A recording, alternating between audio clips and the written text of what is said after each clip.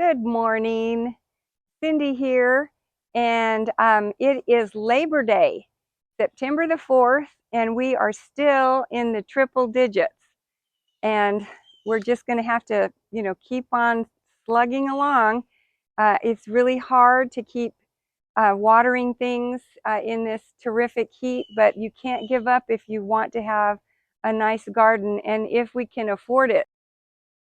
But the most important thing that I have learned is to try to make it through these tough times. If you can put in the drip irrigation systems and cover that with 3 inches of mulch, you don't have to use so much water, and you can target the plants that you want to put the water on. It stays where you need it.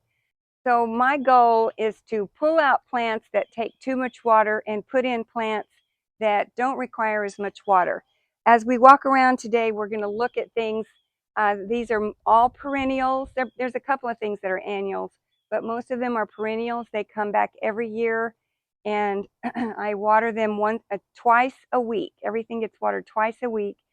Now, the thing to remember about drip irrigation, I used to water things for like 30 minutes and they would die. And I've learned with drip irrigation, it's coming out so slow, you need to think about watering in hours, not minutes. So I usually water things in 90 minutes, and that seems to do the trick. Okay, so let's take a look. And before I go any further, please like and subscribe if you are enjoying these videos. And I have something really cool I want to show you in the backyard, a little experiment I'm trying. I am growing sunflowers and zinnias. And yes, it's too hot. That's what everybody says, it's too hot. But I've put up some shade cloth, and it's making a difference. They're not burning up. So we'll definitely take a look at that. So here we go. Let's take a look at what's growing in my September garden. It's all making it, but it's definitely been rough on these poor plants. So I'll do a slow pan of the front of my house. As you can tell, I kind of like a cottage garden feel. I haven't changed out my black pots by the front steps, but that's coming up in a video soon. I have some thoughts on some fall flowers that I'm going to be putting in those black pots that should look really great for the fall. We'll get those pumpkins out soon, and hopefully things will start cooling off. You can tell that all of my greenery in the back is abelia, and it is desperate for a good trim. It's very shaggy, but I just didn't dare to chop it right now in this extreme heat. So there's abelia hanging on, doing fine. It's just, I think all that shagginess is helping it in this heat. These are little lemon abelias, so I've got the yellow pop against the green, which I think looks really good. And the same thing over on the other side, the yellow abelias with the green, dotted with flowers everywhere. You can see some of those abelias against the white wall are so tall, I could at least go trim those off. I think I'll do that today. So here is the star out here. This is Mystic Spire's salvia. Still looking good. You can see that it's beginning to get so heavy that it's starting to kind of fall over and get floppy. And as soon as I can, as soon as the temperatures break, I will chop this guy down.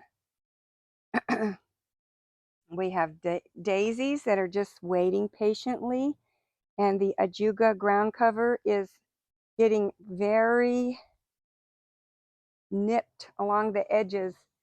You can see I have a lot of brown edges. So this is suffering a little bit. This is some kind of sedge. Not sure what it is. And this is phlox. This is so pretty in the spring. It's covered with purple flowers, as is the ajuga. So this whole little walkway is covered with purple flowers. Looks really great. These are the Henry Dahlberg White. Got some of the super Petunias still going strong with the Vinca. These have just been absolutely amazing, these super Petunias. The begonia back there is so happy. And there's a couple of ferns. This is Rose Creek.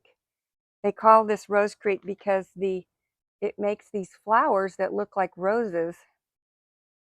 It's usually just purely green, but for some reason this heat has caused it to produce all these flowers, which the bees love.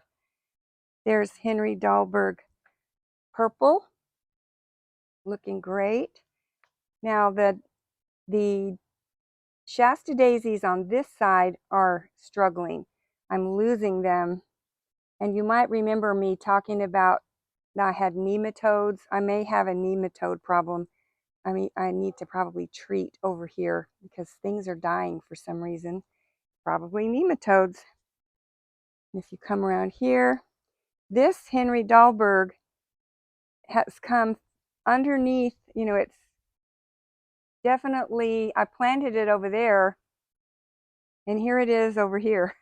So that's great. I'm happy for any volunteers. More Shasta daisies. Now this coneflower, we need to talk about this. So I did a video where I showed us how to trim these, and you trimmed them to a bud, and a few that are trying to flower, but they're just sunburning. And I'm not exactly sure all these leaves sunburn, but I think that they're protecting leaves underneath, so I'm leaving these as shade. So these coneflowers are looking very ragged right now. And so this is kind of a gardening experiment. I've had these here for 3 years, but this year it's been the worst. But this one is trying. So it's not dead, and there's a lot of green coming up down low. So I'm assuming that when the temperatures cool off that they'll finally be happy. So it still does have some buds on it, but it's definitely struggling. So we won't look at that anymore. That's pretty ugly. Look at all the bees on this salvia. They're so happy. These are the fattest bees. Just love that. And then of course my big soldier here on the left, this cherry laurel. Love the cherry laurel. So let's move on. And I really feel strongly about keeping water in the bird baths for our birds. Here is lantana. This whole front bed is just filled with lantana. So I have some new gold, this brighter yellow, and then I have the Texas native, which is the orange. And you just can't go wrong with this lantana. It fills up a bed, it's got flowers on it, and it hardly takes any water. So this is a pink variety here. I'll put up on the screen what it's called in a minute. Isn't that pretty? And there's another orange. And then Gomphrena has been the star all summer long. Just been amazing. This is the fireworks variety. I have some Gomphrena in the back that has done nothing. So I don't know what's going on, but it sure likes this spot. And then my roses are still in bad shape, very bad shape. And I have seen some sites say go ahead and start trimming. I'm just not feeling comfortable about trimming when the temperatures are in the triple digits. So not this week, but I'm thinking middle to late September, I will definitely trim. I have given her a little fertilizer and lots of water, but I'm just not ready to trim and burn her up. So what do you think about that? Are you all here in this if you are in triple digits, are you trimming your roses, and how are they doing? I would love to know if it's okay to trim these. What is your feedback on that? I also wanted to point out this grass. This grass is amazing. We only get to water once a week. So on our water day, we do give it quite a bit of water. But it is zoysia grass, Palisades zoysia grass. And it is just amazing. And if you look, I don't want to embarrass any of my neighbors. They're not, I know they wouldn't care if I showed you this. But everybody else has Bermuda, and everyone's grass is yellow right now because, you just can't water it enough. But this zoysia grass is just amazing. Okay, so we're going to walk out here to the street. This is my little Vitex new tree. And I do have to bring the water hose out here and keep this guy watered once a week. He gets a good drink, as well as the holly out here. I keep hoping that soon it'll be big enough to cover the ugly electrical boxes.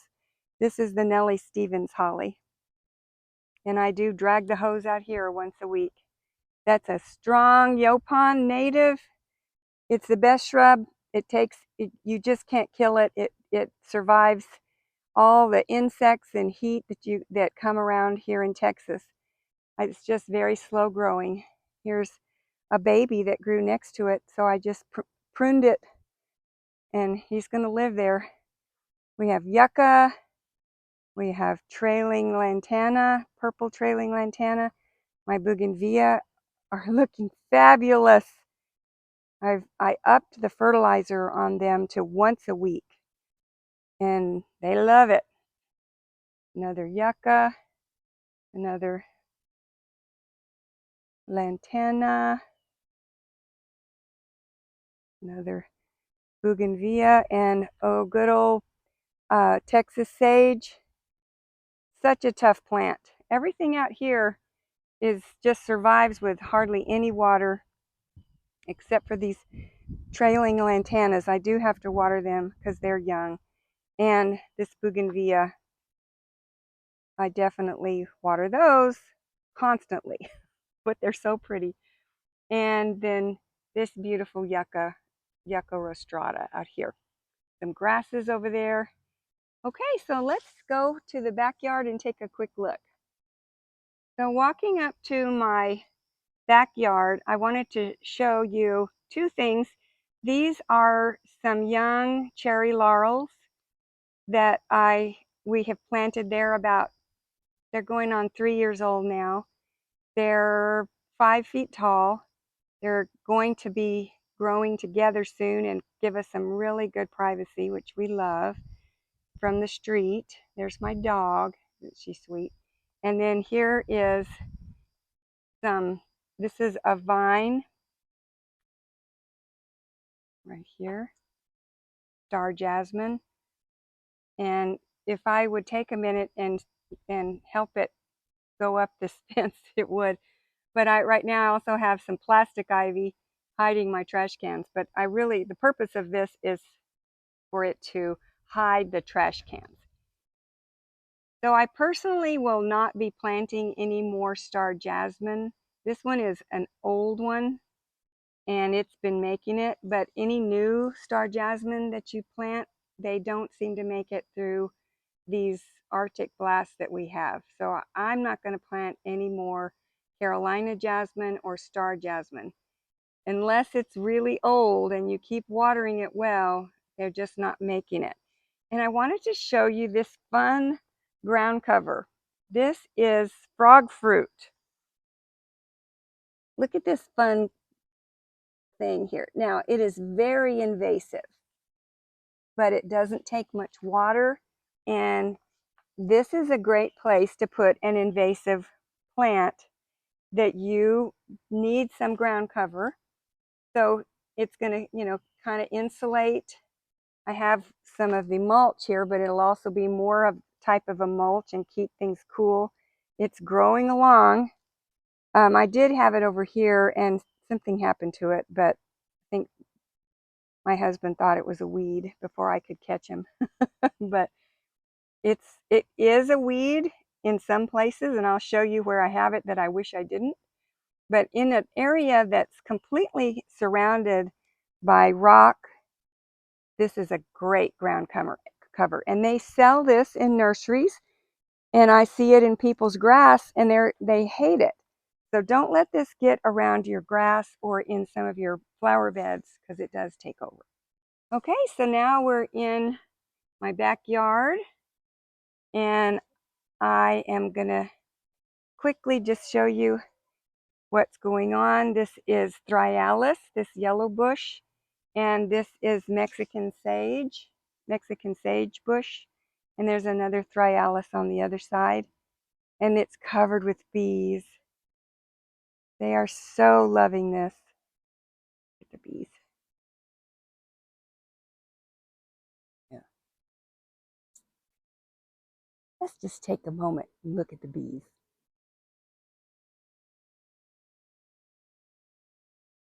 So important to have pollinator plants. And they do not bother you. The bees do not bother you at all. They have no interest in me, except for if I were to get in here and try to trim this bush, then I might hear about it from the bees. As we continue down, this is an amazing walkway here. These are my daylilies, and look, in this 103 degrees, they have started blooming again. I just can't believe it. Look at that. And then all the way down. Now they look kind of ratty, so you may not love them, but that one was blooming. But I need to keep pulling off the brown stuff, but they are so cheerful. I just love them. There's some more that are just about to open this morning. And then back behind there, there's another Thryallis and a Russian sage. And in the far back is my pollinator garden that's suffering. This is really suffering. So anytime you find fun art that you want to throw out in your garden, someone was throwing this away, so I just thought that's yard art. And here is my mist flower for the butterflies, and it's struggled. It's been so hot that it hasn't really wanted to make many of these flowers, but as soon as the sun comes up, there will be butterflies back here. And my Gara is struggling, but this is usually covered with the prettiest little white flowers. But everything will look pretty again. And my Pride of Barbados still has some beautiful flowers. Now, if you quit watering it, the flowers will stop being there, but I water it, and so it's still hanging on. And this is, an area we don't water. We call this the wild area back here. So I'm going to move to another part of the yard. But here's the back of my house, and I have a lot of house plants up there. But if you go to the left, you can see I have boxwood that I like having around the foundation of the property, and both sides have boxwood. These are fairly new, so they're still trying to make it. But look at this plumbago. I just love this plumbago, and I'm going to definitely add some more plumbago. We have ponyfoot ground cover, and here are the little boxwoods. There's some bigger boxwoods behind. There's a drift rose, which is related to the knockout rose, and they stay very low. And this is related to the Russian sage. This is denim and lace. As soon as the temperatures cool off, I'm chopping them off. And then there's some boxwood back there. Those are baby gem boxwood, which stay very low. And then all around the property, you'll see cherry laurels. We're trying to grow those for privacy. If we go around, you can see my dry creek, and on the left here, this is some skullcap that is, I never water that. I should. And this is yarrow that would probably like some water. And then things in pots, there's my kalanchoe and a foxtail. And you get, so the sun is not in our face. The sun is just starting to peek up over the house next door. This is the beautiful Duranta. So if you continue to water, things will continue to survive in this heat. Covered with bees and these beautiful hanging flowers.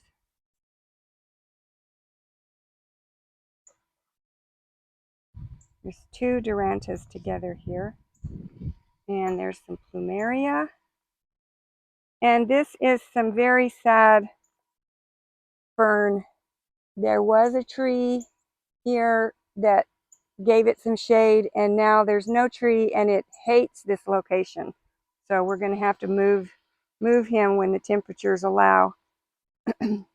And some lamb's ear, legularia, and Turk's cap is the star of this garden.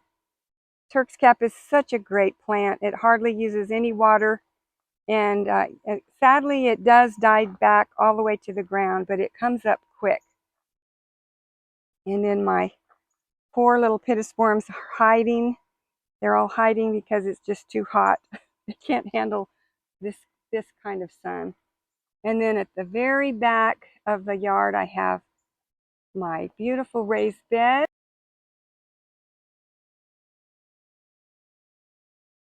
Abelia back here and ground cover. Nothing's back here. This is wide open for something to come. So something will be here soon.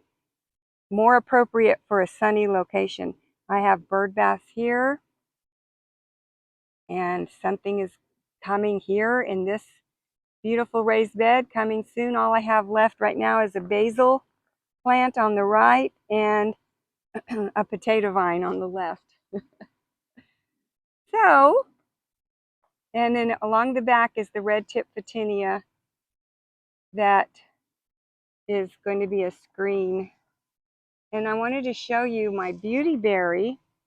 This beautyberry is about 3 years old, and the berries are turning that beautiful purple color. So now let's walk over to my newest garden. Not very pretty. You have to use your imagination. So I have this long garden here along this walkway, and the neighbor's fence is right here on the left. And I decided, wouldn't it be beautiful if there were sunflowers growing all the way down and zinnias growing right in front of the sunflowers?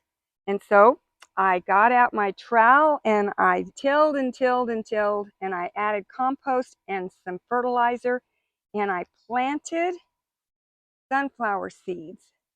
And look what I have. I have babies. You see the babies?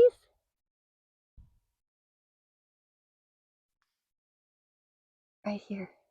So I have planted the Pro-Cut sunflowers all the way down this bed. This is about 30 to 40 feet of flowers. So I think that's going to just look great. I'll show you on the screen here which flowers that I planted. They are the 4 to 6 inches diameter, and they're the better size for vases. So I'm going to have a lot of pretty flowers. They bloom in 50 to 60 days, fully bloomed. So they will be up, and they're going to be 6 feet tall, and they'll be up and ready for picking and filling vases right when I would want to have sunflowers. And I have also planted the Bennery's Giants zinnias, and then also the cactus variety of zinnias. And these have 4 to 6 inch flowers as well, and they get about, 14 to 16 inches tall. So they'll be right in front of the sunflowers. So I think they'll be so pretty, and I'll just keep videoing and keeping them watered. I just water them with a wand. When they're this young, you don't want to use irrigation. You don't want to use the drip system. You have to use just a good spray every morning, and that seems to be enough for them. Okay, well, um, I hope you enjoyed taking a look at my front yard and backyard, and I will keep you uh, apprised at how things are growing here. It is still so hot, but if you can get out and keep watering, uh, they're happy to keep growing. It's amazing. I pretty much only buy perennials now, except for a few like zinnias and sunflowers. Definitely are annuals. They give a lot of bang for their buck, and then they're gone. But seeds are cheap, so it's a little bit more work on the front end, but you get a lot of reward on the back end. So do you plant anything right now? Are you planting any kind of fall flowers? I'd love to know what anybody else is doing. Okay, y'all have a wonderful week, and I hope you can get into your garden today. Bye-bye.